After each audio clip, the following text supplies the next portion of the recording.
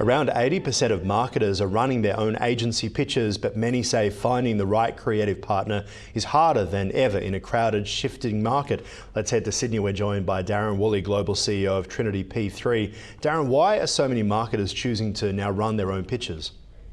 I think what we're seeing here is a convergence of a number of issues. Post-COVID, we're finding marketers now are facing a market that's more diverse than ever before. There's been a rise of very small independent agencies, which makes it a lot more complicated to navigate.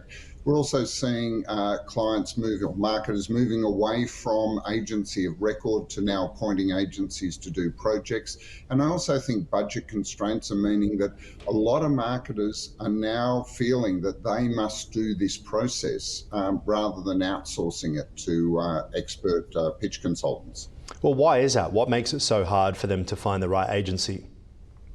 One of the big issues that we get feedback from marketers is just the sheer difficulty online of finding any real detail about agencies. Most agency websites will demonstrate the work that they do. Very few of them offer the sorts of commercial insights online because of sensitivities around it. So it means that they have to resort to either some of the directories. I've known marketers to even Google agencies in their particular market and getting a whole lot of agencies that are difficult to differentiate between.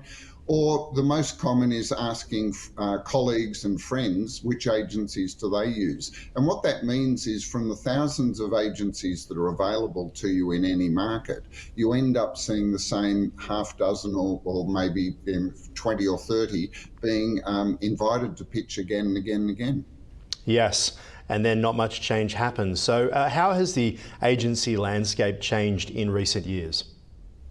Well, two major factors. One is the rise of in-house agencies. We're seeing more and more marketers actually building in-house agency capabilities, which means that their use of agencies is becoming less reliant on the size of the agency. They're choosing small agencies to supplement those in-house agencies. Then the second is this rise of the indies. Since COVID, we've seen a lot of the major holding company network agencies lose senior staff who have gone out and set up their own independent agency, and that's created a much more complex and diverse marketplace, which for the smart marketers, they're actually tapping into that and finding and the best fit agency. But as I said, the information on those agencies is a bit thin on the ground and makes that process incredibly difficult. How do you see technology or even AI making the process a bit more efficient? Well, it's a good point. We've been doing research for the state of the pitch, it's called, for the last 3 years in Australia. That's now rolled out with our partner Haymarket to the US, Canada and Germany and soon to go to Southeast Asia. And what that's showing is that AI particularly is having an impact on the way agencies are not only doing business, but the way that they're winning business. And so, one of the things that is happening is that using AI on a suitable database is then making it easier to find and match agencies, almost like using an AI to help you match your business to the agencies you need. And what role does data play in evaluating agency performance? Well, increasingly important, except that it's that very data that is very hard to find. We've built our own database over the last almost 20 years of agencies in the marketplace, and that contains a lot of confidential or sensitive commercial information that's not widely available. Otherwise, it's incredibly difficult, and that's why we're seeing some marketers go to open tender, where they basically invite every agency that wants to actually make a submission, and in this way they start to build their own knowledge of the marketplace. The problem with that is it's incredibly labour intensive and disruptive.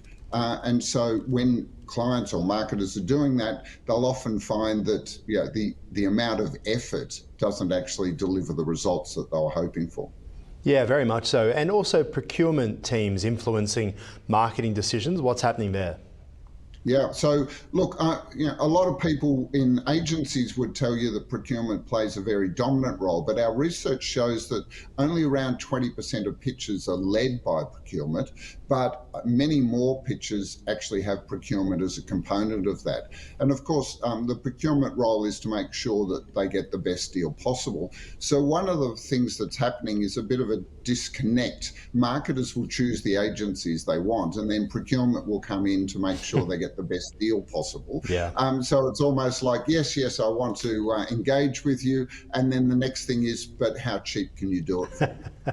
Yes, I love it, but my business partner or wife doesn't. How many times have we heard that over the years? We'll talk to you again soon, Darren. Appreciate your time. Thank you.